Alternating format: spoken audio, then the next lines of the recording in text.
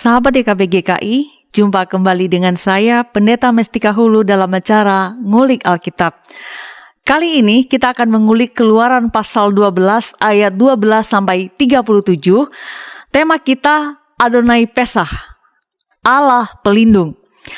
Untuk mengulik teks ini telah hadir di studio Bapak Pendeta Yohanes Bambang Mulyono. Halo Pak, apa kabar?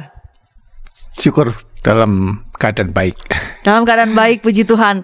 Terima kasih Bapak telah menjadi narasumber kembali dalam acara Ngulik Alkitab. Kita akan bersama-sama mengulik Alkitab. Sahabat, Bapak Pendeta YBM saat ini melayani sebagai Pendeta Universitas Maranatha Bandung. Sebagaimana biasa, sahabat, kami ingatkan bahwa program Ngulik Alkitab ini diadakan sebagai sarana bagi kita untuk belajar, kita mendalami kitab suci, dan melihat apa yang menjadi relevansinya dalam kehidupan kita sehari-hari. Mengawali ngulik ini, kita akan berdoa dipimpin oleh Bapak Pendeta YBM. Silakan Bapak. Mari sahabat YKP yang dikasih oleh Tuhan, kita bersama merendahkan diri di dalam doa. Mari kita berdoa. Bapa Surgawi, kami datang ke hadirat-Mu karena Engkau adalah pelindung bagi setiap kami, khususnya bagi mereka yang lemah, yang tertindas, mereka yang menderita. Engkaulah menjadi sahabat yang setia. Untuk itu Tuhan, biarkanlah melalui ulasan Adonai Pesah, kami tidak menghayati Pesah sebagai peristiwa Paskah yang dilakukan secara rutin setiap tahun, tetapi lebih utama, kami boleh menjadi media yang dipakai oleh Tuhan menghadirkan Adonai Pesah bagi sesama di sekitar kami. Kami ingin mempelajari lebih mendalam agar iman kami diteguhkan. Karena itu berikanlah kepada kami Roh Kudus-Mu supaya kami dapat mengerti dengan baik. Dan bukan hanya itu, pengertian itu membawa kepada kami pada satu sikap iman yang lebih peduli kepada setiap orang, setiap saudara-saudara kami, sesama kami, bahkan lawan-lawan kami. Ketika mereka mengalami kesusahan, ketika mereka mengalami penderitaan, kami boleh menghadirkan diri sebagai orang-orang yang Tuhan pakai untuk menyatakan siapakah Allah di dalam Kristus, Adonai Pesah. Demikian doa kami. Di dalam nama-Mu yang kudus kami telah berdoa. Amin. Amin. Sahabat, saya akan membaca Keluaran pasal 12 ayat 12 sampai 37 dari sini di studio. Sahabat, silakan dengan Alkitab masing-masing. Keluaran pasal 12 ayat 12 sampai 37. Sebab pada malam ini aku akan menjalani tanah Mesir dan semua anak sulung dari anak manusia sampai anak binatang akan kubunuh, dan kepada semua Allah di Mesir akan kujatuhkan hukuman. Akulah Tuhan. Dan darah itu menjadi tanda bagimu pada rumah-rumah di mana kamu tinggal. Apabila aku melihat darah itu, maka aku akan lewat daripada kamu. Jadi tidak akan ada tulah kemusnahan di tengah-tengah kamu apabila aku menghukum tanah Mesir. Hari ini akan menjadi hari peringatan bagimu. Kamu harus merayakannya sebagai hari raya bagi Tuhan turun-temurun. Kamu harus merayakannya sebagai ketetapan untuk selamanya. Kamu makanlah roti yang tidak beragi 7 hari lamanya. Pada hari pertama pun kamu buanglah segala ragi dari rumahmu, sebab setiap orang yang makan sesuatu yang beragi pada hari pertama sampai hari ke-7, orang itu harus dilenyapkan dari antara Israel. Kamu adakanlah pertemuan yang kudus, baik pada hari yang pertama maupun pada hari yang ke-7. Pada hari-hari itu tidak boleh dilakukan pekerjaan apapun. Hanya apa yang perlu dimakan setiap orang, itu sajalah yang boleh kamu sediakan. Jadi, kamu harus tetap merayakan hari raya makan roti tidak beragi. Sebab tepat pada hari ini juga, aku membawa pasukan-pasukanmu keluar dari tanah Mesir. Maka haruslah kamu rayakan hari ini turun-temurun. Itulah suatu ketetapan untuk selama-lamanya. Dalam bulan pertama, pada hari yang ke-14 bulan itu, Pada waktu petang, kamu makanlah roti yang tidak beragi sampai kepada hari yang ke-21 bulan itu pada waktu petang. 7 hari lamanya tidak boleh ada ragi dalam rumahmu, sebab setiap orang yang makan sesuatu yang beragi, orang itu harus dilenyapkan dari antara jemaah Israel, baik ia orang asing, baik ia orang asli. Sesuatu apapun yang beragi tidak boleh kamu makan. Kamu makanlah roti yang tidak beragi di segala tempat kediamanmu. Lalu Musa memanggil semua tua-tua Israel serta berkata kepada mereka, "Pergilah, ambillah kambing domba untuk kaummu dan sembelilah anak domba Paskah. Kemudian kamu harus mengambil seikat hisop dan mencelupkannya dalam darah yang ada dalam sebuah pasu, dan darah itu kamu harus sapukan pada ambang atas dan pada kedua tiang pintu. Seorang pun dari kamu tidak boleh keluar pintu rumahnya sampai pagi, dan Tuhan akan menjalani Mesir untuk menulahinya. Apabila ia melihat darah pada ambang atas dan pada kedua tiang pintu itu, maka Tuhan akan melewati pintu itu dan tidak membiarkan pemusnah masuk ke dalam rumahmu untuk menulahi. Kamu harus memegang ini sebagai ketetapan sampai selama-lamanya bagimu dan bagi anak-anakmu. Dan apabila kamu tiba di negeri yang akan diberikan Tuhan kepadamu, seperti yang difirmankannya, maka kamu harus pelihara ibadah ini. Dan apabila anak-anakmu berkata kepadamu, apakah arti ibadahmu ini? Maka haruslah kamu berkata, itulah korban Paskah bagi Tuhan yang melewati rumah-rumah orang Israel di Mesir, ketika ia menulahi orang Mesir tetapi menyelamatkan rumah-rumah kita. Lalu berlututlah bangsa itu dan sujud menyembah. Pergilah orang Israel lalu berbuat demikian seperti yang diperintahkan Tuhan kepada Musa dan Harun, demikianlah diperbuat mereka. Maka pada tengah malam Tuhan membunuh tiap-tiap anak sulung di tanah Mesir, dari anak sulung Firaun yang duduk di tahtanya sampai kepada anak sulung orang tawanan yang ada di dalam liang tutupan, beserta segala anak sulung hewan. Lalu bangunlah Firaun pada malam itu bersama semua pegawainya dan semua orang Mesir, dan kedengaranlah seruan yang hebat di Mesir, sebab tidak ada rumah yang tidak kematian. Lalu pada malam itu dipanggilnyalah Musa dan Harun, katanya, bangunlah, keluarlah dari tengah-tengah bangsaku, baik kamu maupun orang Israel. Pergilah, beribadahlah kepada Tuhan seperti katamu itu. Bawalah juga kambing dombamu dan lembu sapimu seperti katamu itu. Tetapi pergilah dan pohonkanlah juga berkat bagiku. Orang Mesir juga mendesak dengan keras kepada bangsa itu, menyuruh bangsa itu pergi dengan segera dari negeri itu, sebab kata mereka, nanti kami mati semuanya. Lalu bangsa itu mengangkat adonannya sebelum diragi. Dengan tempat adonan mereka terbungkus dalam kainnya di atas bahunya. Orang Israel melakukan juga seperti kata Musa. Mereka meminta dari orang Mesir barang-barang emas dan perak serta kain-kain. Dan Tuhan membuat orang Mesir bermurah hati kepada bangsa itu sehingga memenuhi permintaan mereka. Demikianlah mereka merampasi orang Mesir itu. Kemudian berangkatlah orang Israel dari Ramses ke Sukot, kira-kira 600.000 orang laki-laki berjalan kaki, tidak termasuk anak-anak. Demikian yang menjadi teks ngulik kita, walaupun agak panjang, tapi kita akan membincangkannya. Pak, kita mulai dari mana? Membicarakan tentang Adonai Pesach ini. Ya, para sahabat YKB, dalam memahami Alkitab kita perlu juga memahami latar belakang, supaya kita bisa menangkap dengan baik apa yang menjadi poin atau menjadi inti dari berita itu sendiri.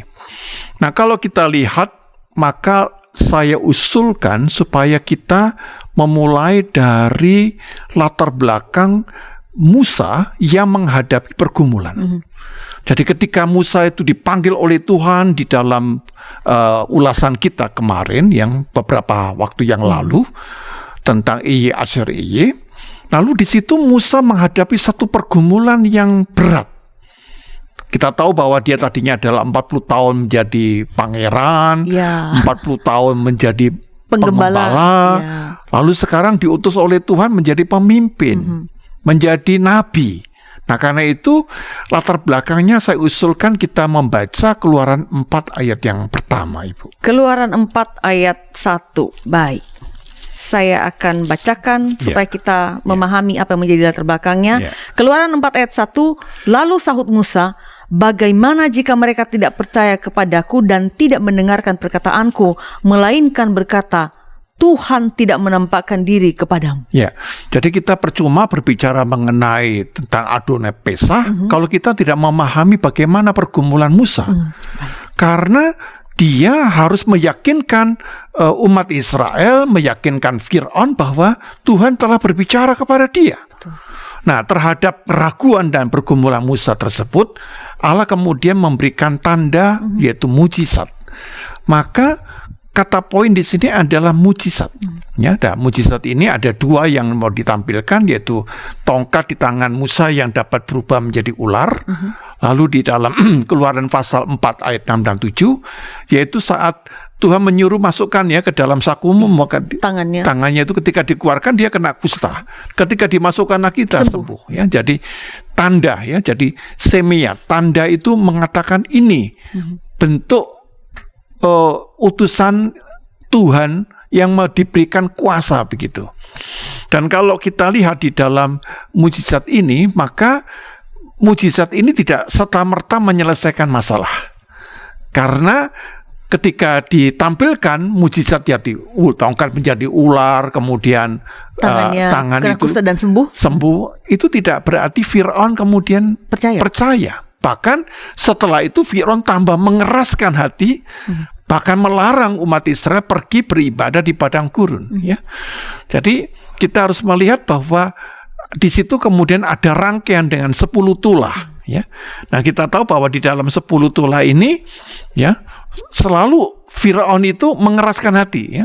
Jadi misalnya yang pertama itu tulah pertama yang sumber-sumber air menjadi darah, ya, sehingga ikan-ikan dan semua kehidupan air menjadi mati. Ya. Lalu setelah itu muncul tulah kedua, ya, dari air yang menjadi darah ini keluar katak, ya, yang menjadi hama, ya. Lalu kemudian setelah itu menjadi satu tulah yang ketiga, namanya apa tuh? Nyamuk. Ya, yang mematikan, ya, pokok orang gigit lalu mati semua. Lalu dari nyamuk kemudian menjadi lalat pikat. Ya. Lalu kemudian mengenai, ya, seluruh hewan ternak, ya, penyakit pada seluruh hewan ternak. Lalu kemudian tulah yang keberapa? Tuh yang keenam. Ya, keenam itu apa itu? Bara yang tidak tersembuhkan, ya, seperti penyakit yang tidak tersembuhkan gitu. Apakah ini juga termasuk anti COVID-19 yang tidak tersembuhkan gitu kan? Yang membutuhkan waktu yang panjang sekali, ya. Nah, kemudian tulah yang ketujuh adalah hujan es yang bercampur api, ya. Es tapi bercampur api, ya, gitu. Bingung itu, ya, bagaimana itu. Kemudian yang tulah ke-8 adalah belalang, lalu tulah 9 adalah kegelapan. Nah, disitulah kemudian ada tulah ke-10, kematian anak sulung bangsa Mesir, ya. Nah, kalau kita lihat dari 10 tulah ini, Fir'aun selalu lunak lalu mengeraskan hati, gitu.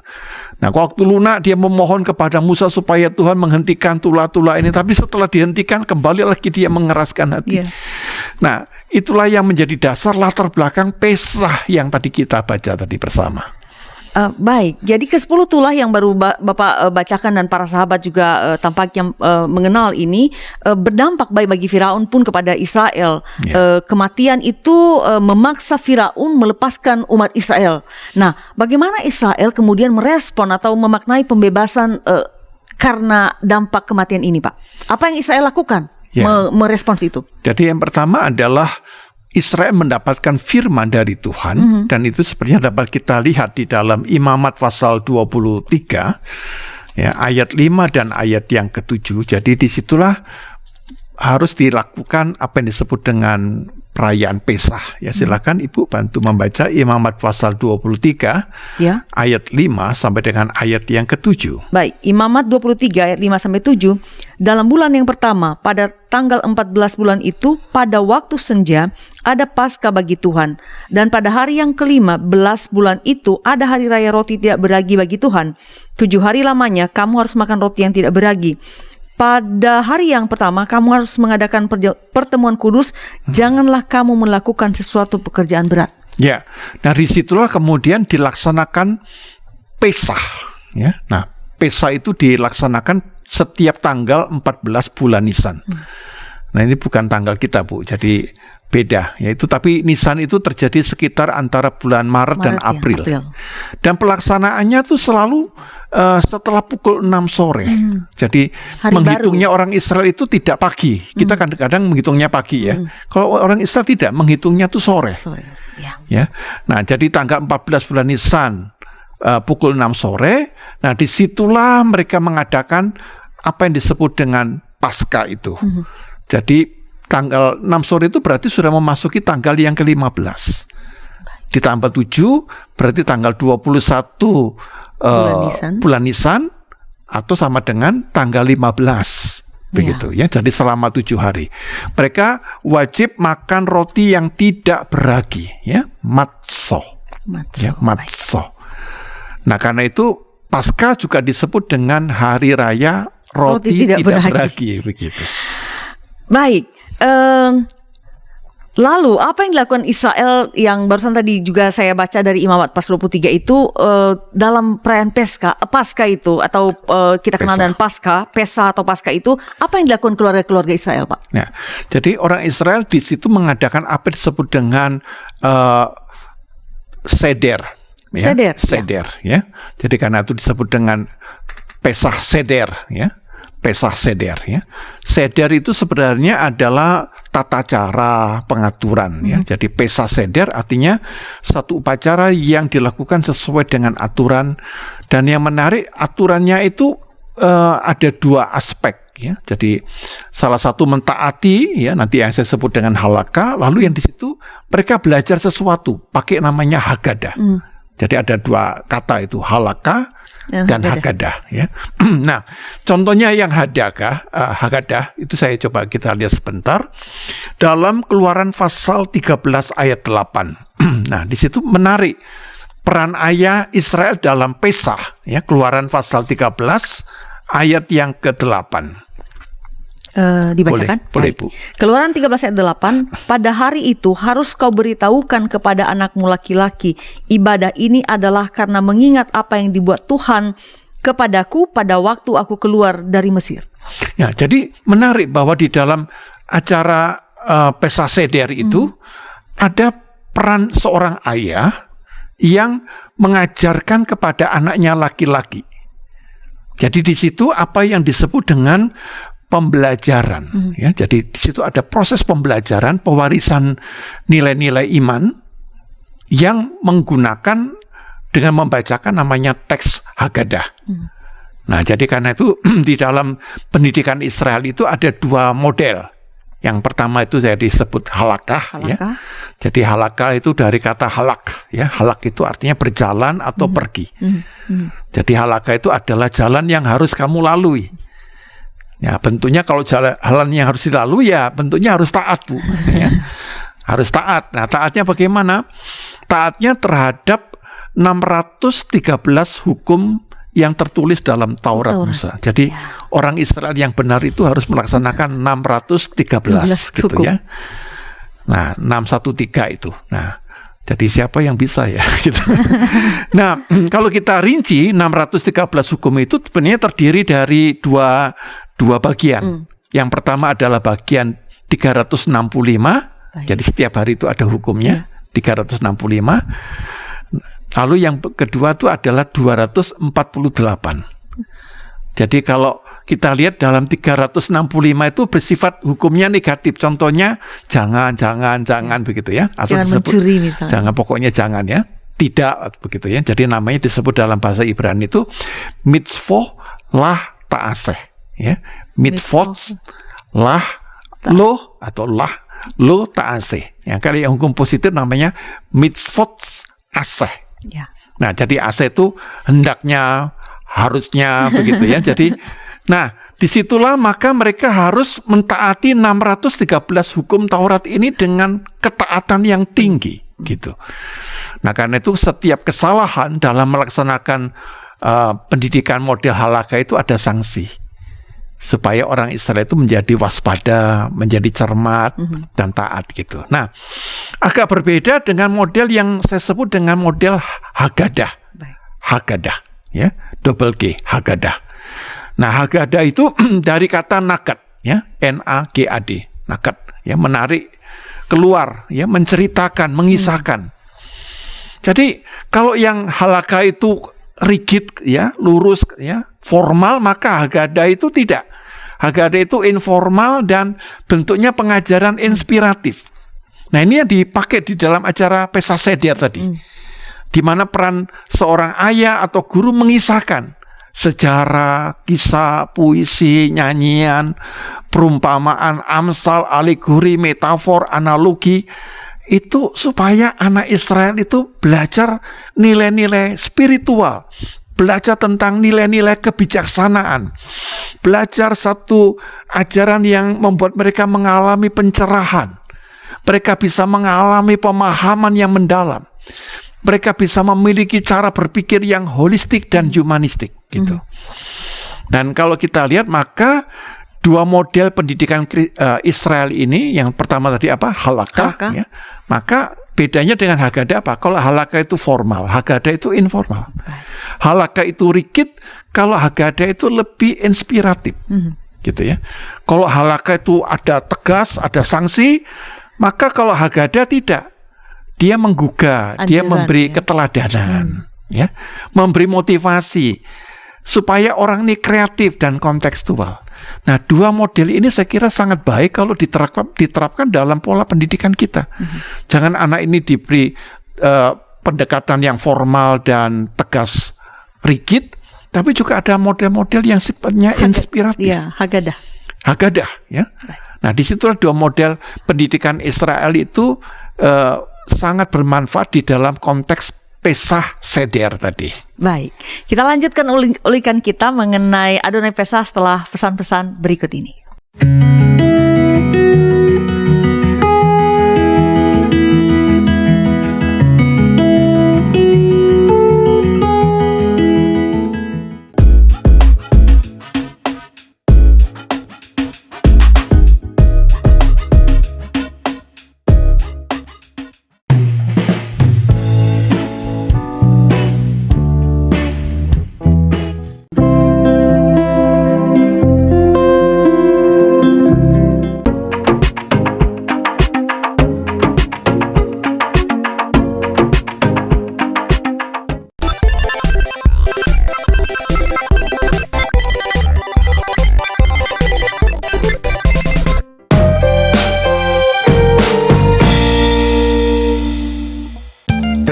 Sahabat, mari dukung pelayanan dan pekabaran Injil melalui YKB dengan membagikan link acara ini kepada sebanyak mungkin orang. Dukungan juga dapat saudara lakukan dengan mentransfer dukungan finansial ke rekening BCA ke nomor 450 305 2990 450 305 2990 atas nama Yayasan Komunikasi Bersama.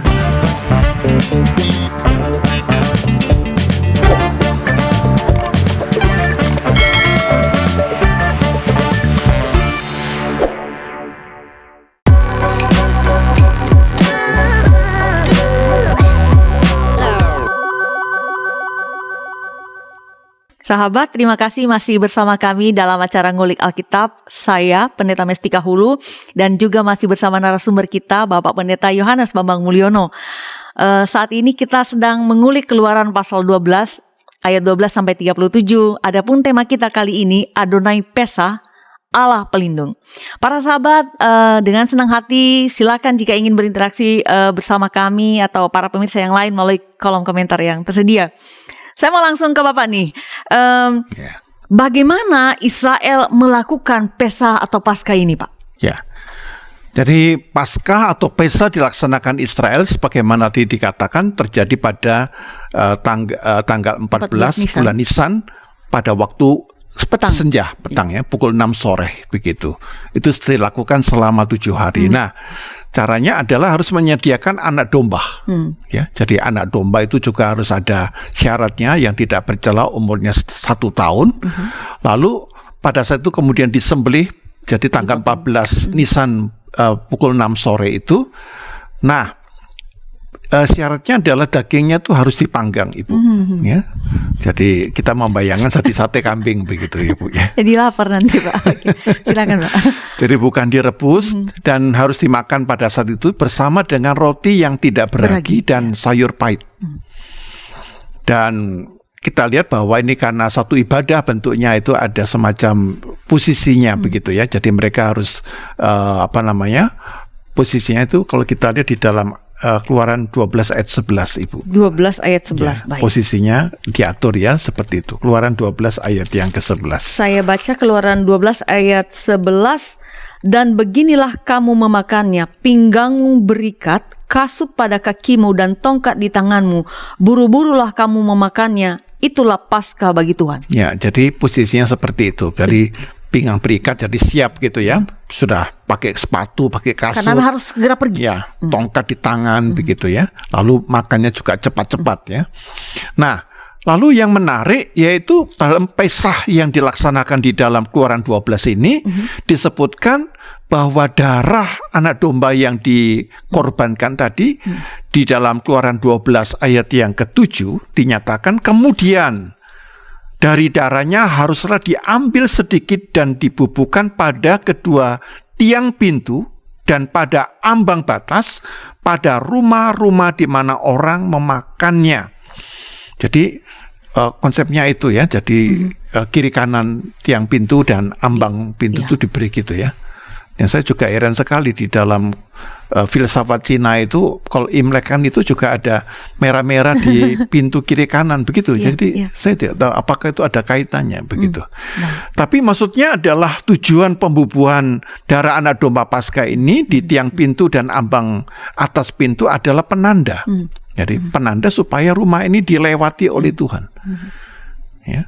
Nah, karena di dalam Keluaran 12 ayat 13 mungkin ada baiknya kita baca. Keluaran 12 ayat 13. Ya. Dan darah itu menjadi tanda bagimu pada rumah-rumah di mana kamu tinggal. Apabila aku melihat darah itu, maka aku akan lewat daripada kamu. Jadi tidak akan ada tulah kemusnahan di tengah-tengah kamu apabila aku menghukum tanah Mesir. Ya. Jadi seperti itu, jadi itu menjadi penanda sehingga Tuhan melewati. Nah, kalau Tuhan melewati maka rumah ini selamat. Tapi kalau tidak dilewati terjadi kematian atau kemusnahan begitu. Jadi darah menjadi lambangnya. Baik, saya sih tergelit ini menanyakan mungkin juga para sahabat, Pak. Pertanyaan sebelum Bapak menjelaskan lebih lanjut, mengapa sih Pak ini harus menggunakan darah? Ada apa dengan darah itu? Menyimbolkan apa sebetulnya, Pak? Ya. Ada baiknya kalau jawaban langsung aja dari Alkitab supaya bukan pendapat pribadi.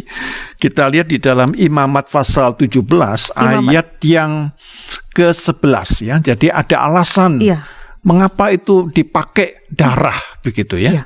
Ada baiknya dilihat Imamat 17 ayat yang ke-11. Saya baca ya, Pak. Ya, silakan. Imamat 17 ayat 11, karena nyawa makhluk ada di dalam darahnya, dan aku telah memberikan darah itu kepadamu di atas mezbah untuk mengadakan pendamaian bagi nyawamu, karena darah mengadakan pendamaian dengan perantaraan nyawa. Ya, jadi yang pertama itu adalah darah itu adalah sebagai tanda bahwa bukan tanda ya, memang nyawa makhluk ada di dalam darah. Lalu yang kedua adalah karena darah mengadakan pendamaian dengan perantara nyawa. Dan nanti kita lihat mengapa iman Kristen itu dibangun bukan karena ajaran, tapi karena darah penebusan, darah Kristus. Baik, apa selanjutnya yang kita pahami setelah kita melihat bahwa darah itu menjadi tanda bahwa Allah akan melewati, artinya menyelamatkan Israel di malam ketika hukuman itu terjadi, Pak? Ya, jadi, nah disitulah kita melihat tulah yang ke-10 itu ya. Jadi tulah kepada anak-anak sulung Mesir. Sebenarnya kalau kita lihat itu menarik loh. Itu di dalam ada 2 ayat ya yang kita bisanya perhatikan ya. Keluaran 12 ayat 12 dan Keluaran 12 ayat 29. Jadi itu di situ ada semacam paralel ayatnya ya. Perlu Keluaran 12. Saya baca? Mungkin di awalnya saja Bu, agak panjang, jadi di awalnya saja pada ayat 12 tadi di awalnya, lalu ayat 29 juga pada awalnya. Oke, baik. Keluaran 12 ayat 12 dan 29, sebab pada malam ini aku akan menjalani tanah Mesir, sampai di situ. Ya, terus kemudian ayat 29. Ayat 29, maka pada tengah malam Tuhan membunuh tiap-tiap anak sulung di tanah Mesir. Jadi kalau kita perhatikan ada semacam paralel, yaitu malam ini aku akan menjalani tanah Mesir. Lalu ayat 29, pada tengah malam Tuhan membunuh tiap-tiap anak sulung. Jadi itu berbeda kadang-kadang di dalam penceritaan di sekolah minggu itu sepertinya Tuhan menyuruh malaikat. Ya, Nah, ini tidak langsung Tuhan. Langsung. Baik. Jadi karena itu Adonai Pesa itu menunjuk kepada diri Allah sendiri. Dia tidak memakai perantara. Begitu. Jadi itulah yang kita lihat, dan yang disasar ini adalah anak sulung gitu. Ya. Baik, berarti yang memberikan hukuman kepada Mesir adalah Allah, atau dengan kata lain bahwa yang menyelamatkan Israel adalah Allah sendiri. Betul, bukan yang lain begitu. Oke, Pak, saya ingin Bapak menjelaskan atau mengapa harus anak sulung yang dihukum, Pak? Kenapa enggak yang lain, anak tengah misalnya, anak bungsu? Ada apa dengan anak sulung? Ada arti khusus nggak, Pak? Ya, jadi ada kedudukan yang khusus, Bu Tika, dalam kehidupan umat Israel tentang anak sulung ya. Jadi anak sulung itu disebut dengan kata bekor ya, BEKHOR ya, bekor ya. Nah, bekor itu misalnya dapat kita lihat di dalam kasus, misalnya kasusnya anaknya sulungnya si Yakub itu, siapa, si Ruben ya. Ruben, ya. Nah, Ruben adalah anak sulung. Nah, kita mencoba lihat itu gambaran suasananya itu ya di dalam Kejadian 49 ayat 3. Nah, itu gambaran anak sulung kira-kira seperti itu. Kejadian 49 ayat 3 ya, Pak. 49 ayat yang ketiga. Saya bacakan. Ya. Baik, ini berkat atau ya, perkataan Yakub terakhir pada anak-anaknya, Kejadian 49 ayat 3, Ruben, engkaulah anak sulungku, kekuatanku dan permulaan kegagahanku.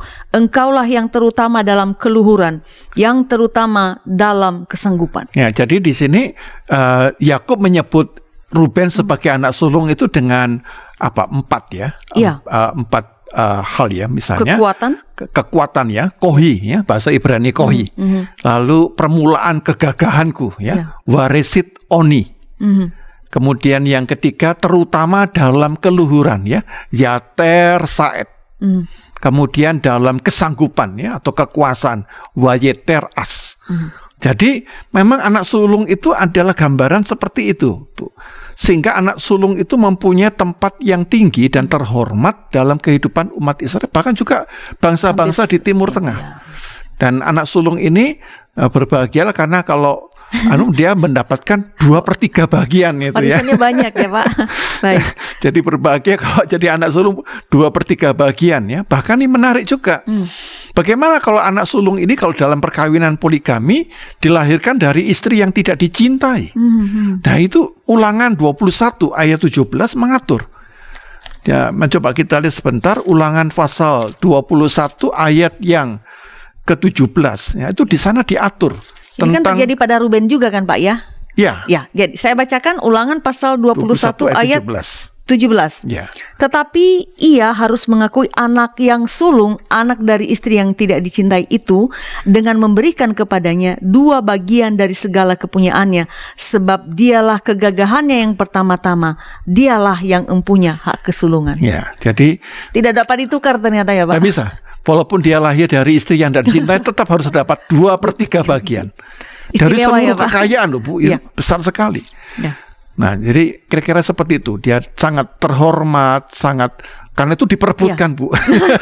Ya, saya bukan anak sulung jadi saya tidak berebut, Pak. Baik, itu kan Bapak menjelaskan bahwa kedudukan anak sulung ini kan penting atau istimewa dalam sebuah keluarga Israel atau Timur Tengah atau mungkin juga di banyak budaya sebetulnya. Nah, itu kan tadi saya baca dalam Imamat 21 ayat 17 bahwa dia harus diberikan dalam ulangan 4 tadi itu. Nah, tapi Pak, ada tapinya. Kalau misalnya anak sulungnya ini tercela atau melakukan perbuatan buruk, apa yang terjadi padanya, Pak? Ya, ini pertanyaan yang baik ya. Gimana kalau anak sulungnya ini ternyata juga, Pak. hidupnya nak karuan itu ya. Nah, itu kan kalau kita lihat ya sepintas kalau Kejadian 35 ayat 22 itu ya.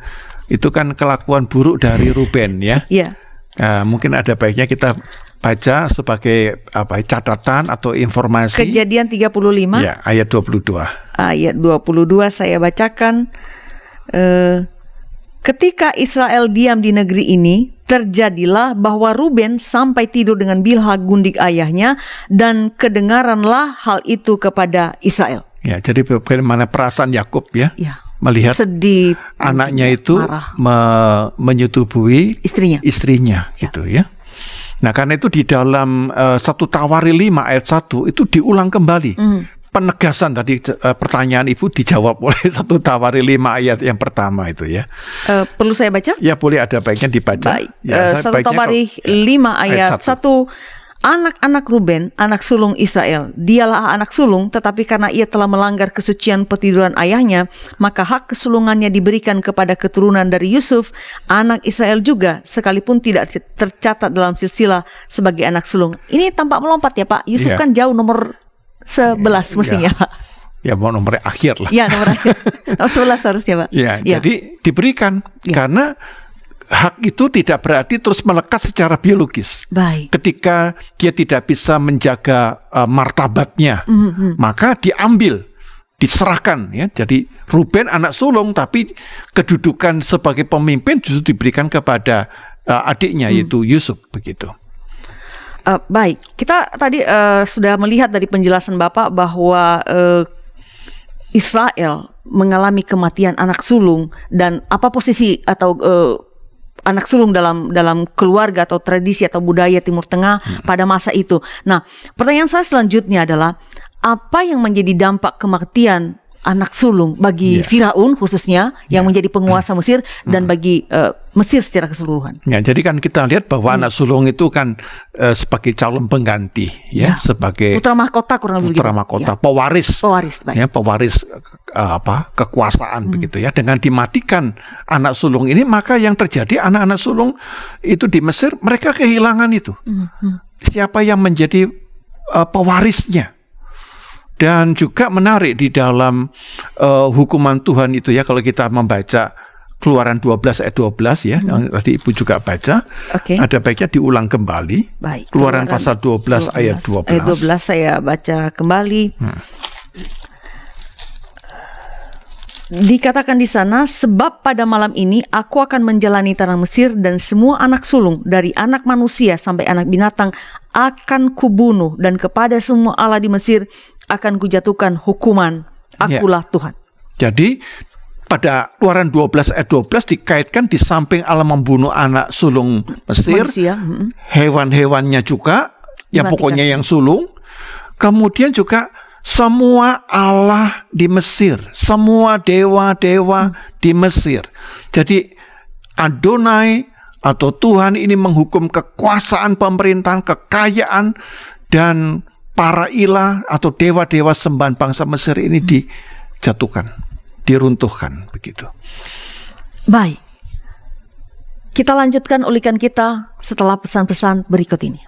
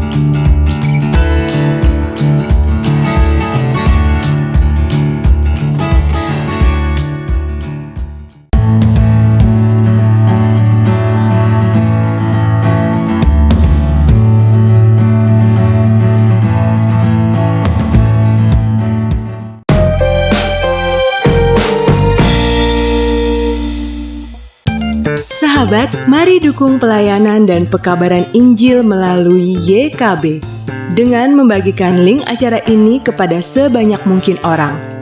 Dukungan juga dapat saudara lakukan dengan mentransfer dukungan finansial ke rekening BCA ke nomor 450 305 2990, 450 305 2990 atas nama Yayasan Komunikasi Bersama.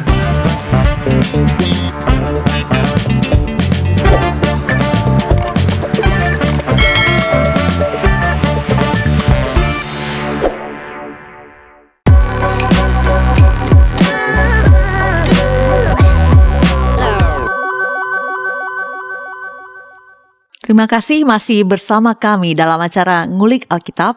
Saya Pendeta Mestika Hulu dan masih bersama narasumber kita juga, Bapak Pendeta Yohanes Bambang Mulyono. Kita mengulik Keluaran pasal 12 ayat 12 sampai 37 dengan tema Adonai Pesah, Allah Pelindung. Kita berada di segmen terakhir, segmen ketiga. Dan para sahabat silakan jika masih ingin berinteraksi dengan kami, langsung ke Pak Pendeta nih untuk memanfaatkan segmen terakhir ini supaya Bapak menjelaskan mengenai teks kita yang kita ulik kali ini. Allah sendiri yang memerintahkan Israel untuk mengadakan Pesah atau Paskah. Mengapa, Pak? Ya. Jadi mengapa Allah yang memerintahkan? Apa maknanya? Maknanya Pesah itu ya. Nah, kemudian kita biasanya itu terjemahkan menjadi Paskah, ya. Lalu perdebatan Paskah itu pakai H atau tidak pakai H, begitu kan? Nah, sebenarnya itu perdebatan yang tidak perlu, ya, tidak terlalu signifikan.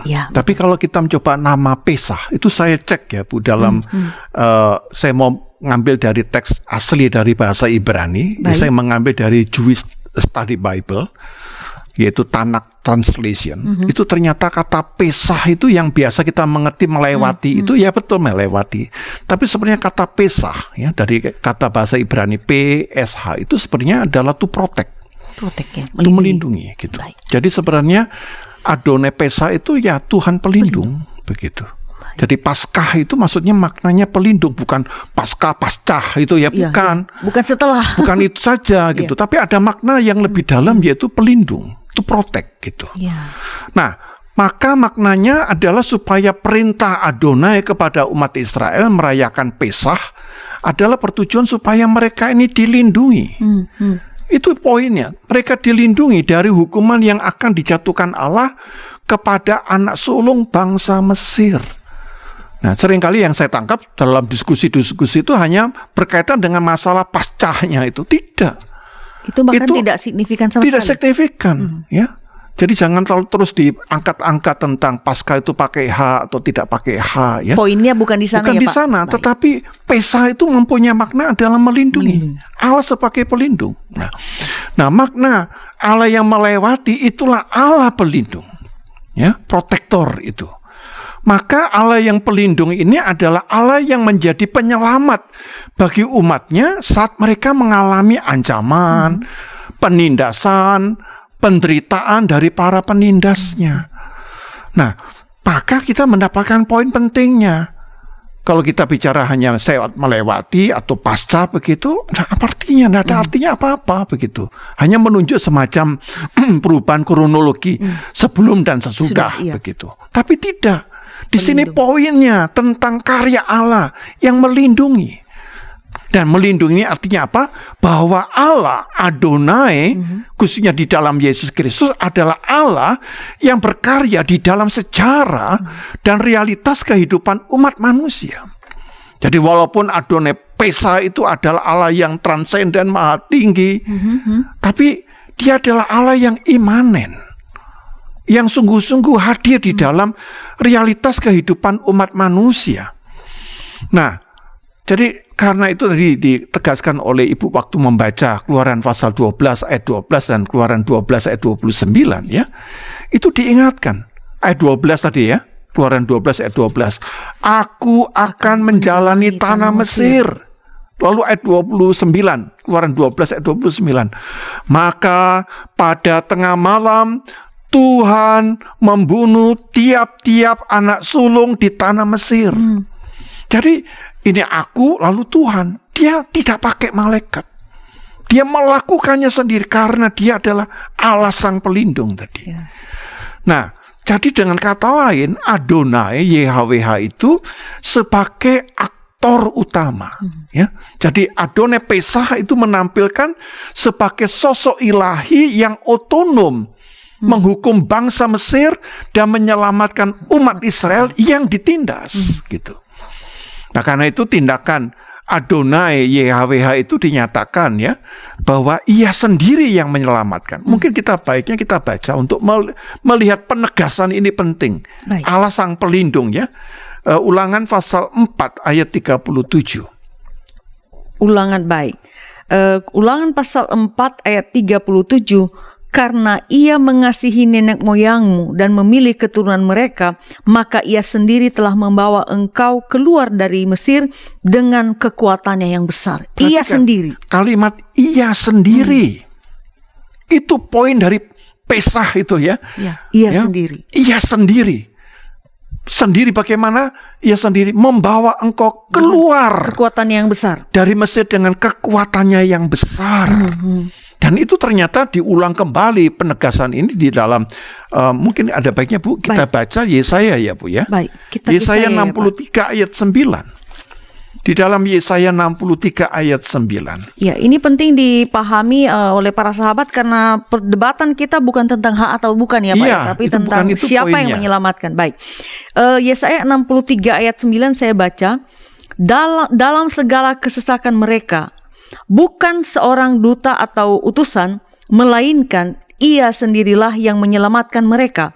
Dialah yang menebus mereka dalam kasih-Nya dan belas kasihan-Nya. Ia mengangkat dan menggendong mereka selama zaman dahulu kala. Ia sendiri. Ia sendiri, bukan seorang duta, bukan memakai utusan, tetapi ia sendirilah yang menyelamatkan mereka. Dialah yang menebus mereka dalam kasih dan belas kasihan-Nya. Adonai Pesach. Itu Adonai Pesach. Baik.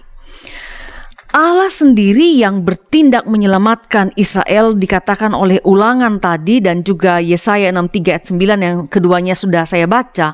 Nah, saya ingin bertanya nih pada Bapak, kenapa sih Tuhan gak menggunakan perantara atau wakil begitu Pak? Sepertinya kedudukan Israel ini atau umatnya ini istimewa sekali. Ada apa di sana Pak? Ya. Jadi kenapa enggak pakai malaikat aja? Kan dia juga atau bisa berfirman saja Pak? Ya. Atau di firman orang Mesir mati semua begitu kan ya? Tapi harus ia sendiri menyelamatkan, gitu. Bukan duta, bukan malaikat. Mengapa? Pada malaikat itu malak artinya utusan. Utusan. Ya, jadi harusnya menjadi tangan kanannya Tuhan. Nah, ngapain Tuhan tuh? Tapi ia sendiri, Pak. Mengapa ia sendiri gitu ya? Nah, ini satu pertanyaan yang sangat baik ya. Jadi poinnya justru di sini makna poin dari Pesach itu. Allah sang pelindung tadi. Nah, Allah sang pelindung bagaimana cara kerjanya? Dia adalah Allah yang memperhatikan satu nilai peristiwa yaitu sejarah. Baik. Allah sejarah. Ya, Allah sejarah. Jadi dia bisa saja menggunakan kekuasaannya tanpa sejarah bisa. Tapi kalau demikian dia akan melanggar titahnya sendiri, firman-Nya sendiri yang sudah menciptakan sejarah. Baik. Jadi dia menggunakan proses sejarah. Nah, dengan proses sejarah ini maka Allah ini tidak mau bertindak sesuatu yang di luar proses peristiwa, di luar hukum, di luar ketentuan yang sudah berlaku.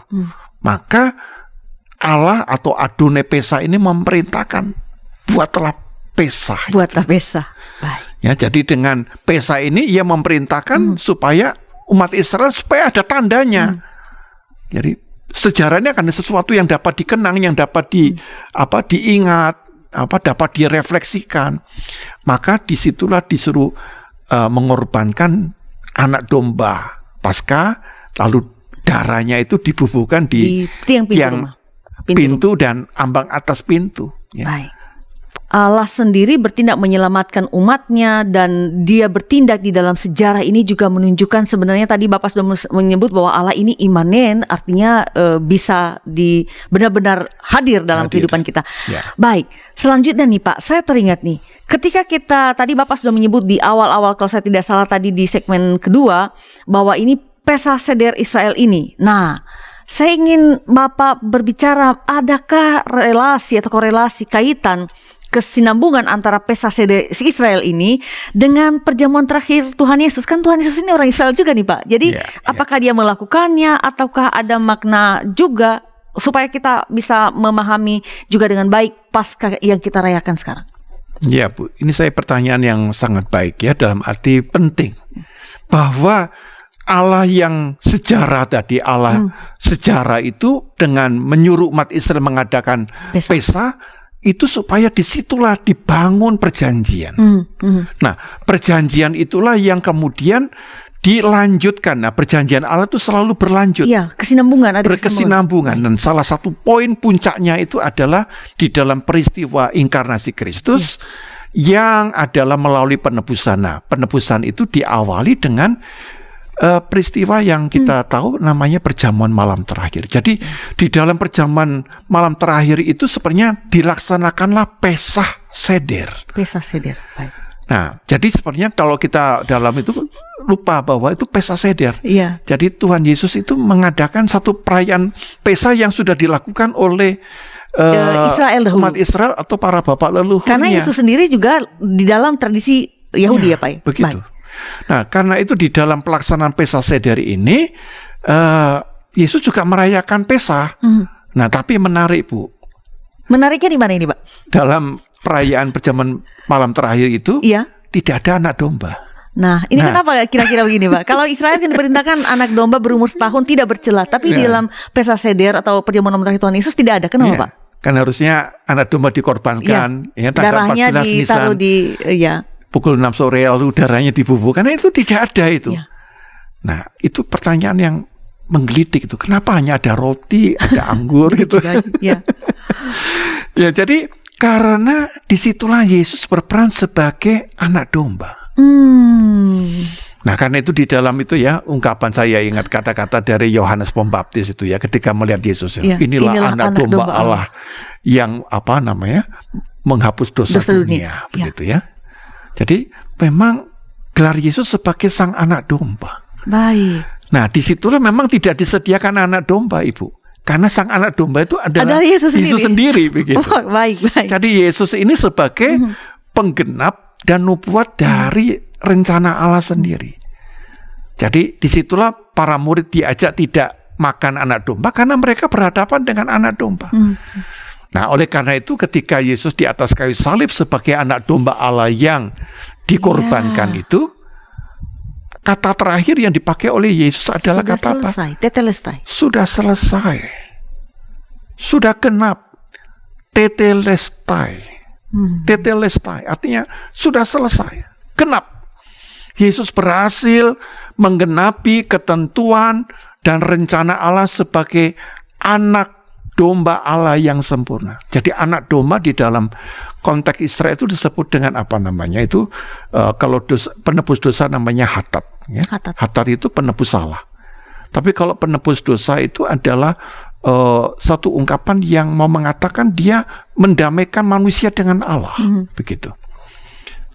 Jadi itu kita lihat bahwa mengapa kematian Yesus itu mendatangkan keselamatan, ya, pendamaian dengan Allah itu. Ya, jadi tadi Yesus, kita melihat bahwa nyawa itu, darah itu mengganti nyawa. Karena di dalam darah itulah nyawa makhluk dan melalui darah itulah Allah mengadakan pendamaian. Dan karena Yesus adalah domba Allah yang suci kudus, karena itu tidak perlu ada domba pada perjamuan malam terakhir. Betul. Baik, Pak, kita akan mengakhiri ngulik Alkitab ini. Apa yang akan menjadi semacam implementasi atau relevansi bagi kita yang para sahabat yang sedang menyaksikan ngulik Alkitab kali ini? Jadi kita pertama-tama mengucap syukur bahwa di dalam Yesus Kristus kita telah diselamatkan dan dilindungi dari hukuman. Protect ya, baik. Murka Allah, ya, tadi ingat ya, Adonai Pesah, ya, dari kata Pesah itu adalah makna melindungi, ya, maka Allah menjadi sang pelindung, sang penyelamat. Maka kita sebagai orang yang diselamatkan oleh Tuhan ini adalah orang-orang yang diangkat sebagai anak-anak terjanji.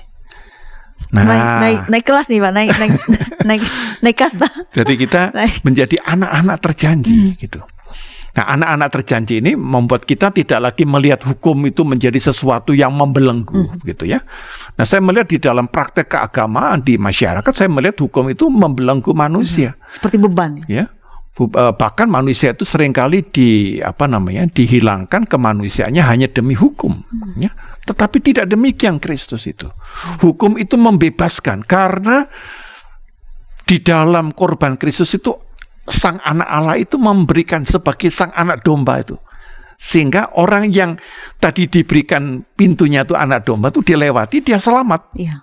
Ya, ada semacam jaminan keselamatan itu. Jadi karena itu setiap orang harusnya hidup di dalam apa yang disebut dengan kebenaran anugerah Allah.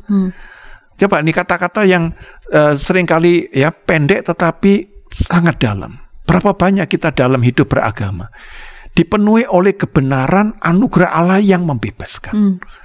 Kalau agama itu hanya membuat kita menjadi beban dan ditimpuki dengan segala macam aturan, maka sebenarnya apapun namanya, kita tidak dapat menjadi manusia yang seutuhnya, apalagi manusia yang penyandang gelar tadi, anak-anak terjanji. Nah, dengan demikian maka di dalam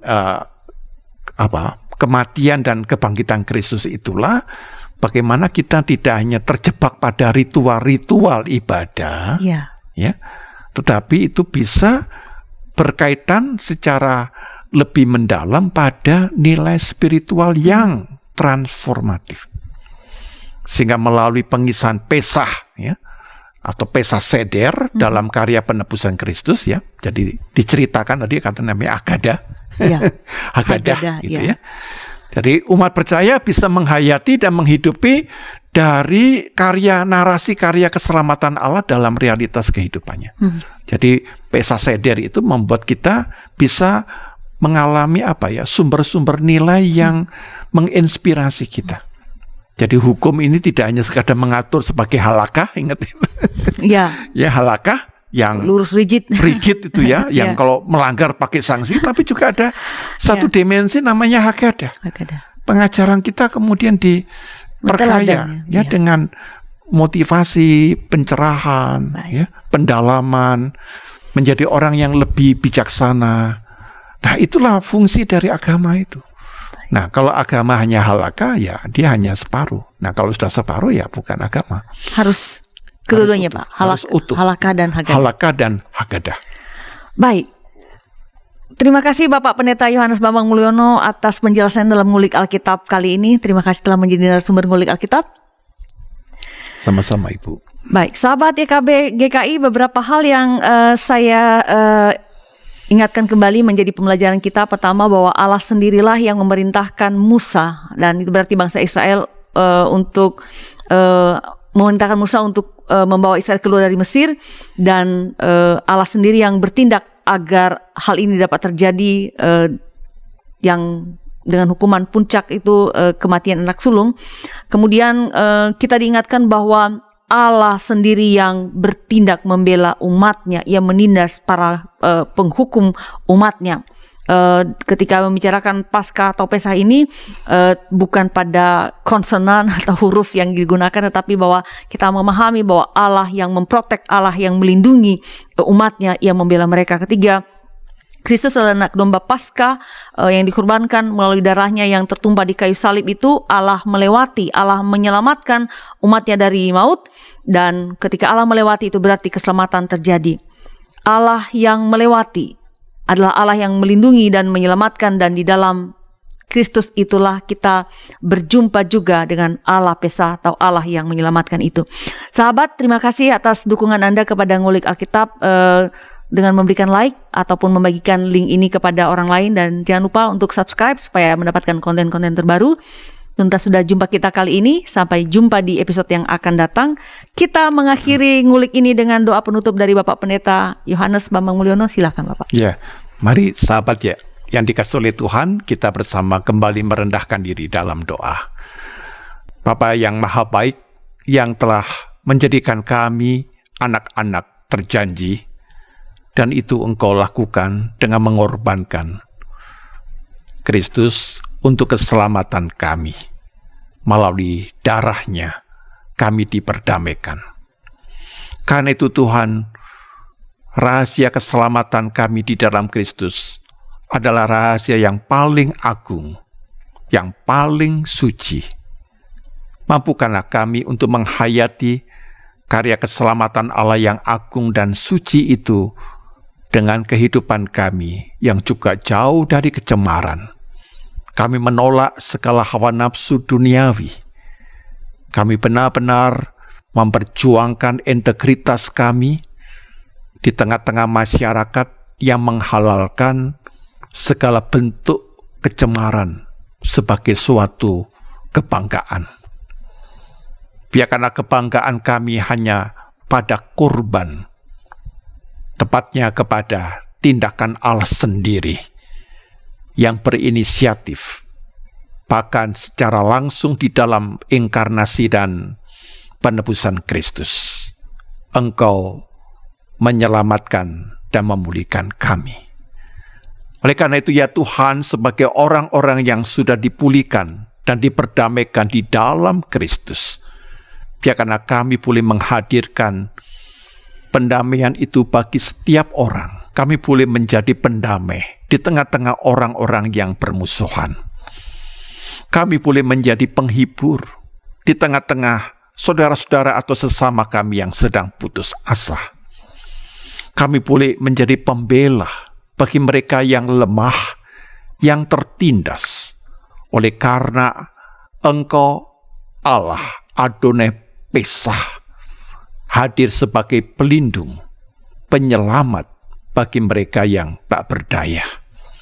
Tuhan, jadikanlah hidup kami sebagai media karya keselamatan Kristus yang sudah paripurna di dalam penebusan di Bukit Golgota. Kami serahkan Tuhan, langkah hidup kami selanjutnya di dalam penyertaan dan kemurahan Tuhan. Kami berdoa di dalam nama Tuhan Yesus Kristus yang di dalam Roh Kudus memeteraikan kepada kami sebagai anak-anak terjanji. Amin. Amin. Sahabat, mari dukung pelayanan dan pekabaran Injil melalui YKB dengan membagikan link acara ini kepada sebanyak mungkin orang. Dukungan juga dapat saudara lakukan dengan mentransfer dukungan finansial ke rekening BCA ke nomor 450 305 2990 450 305 2990 atas nama Yayasan Komunikasi Bersama.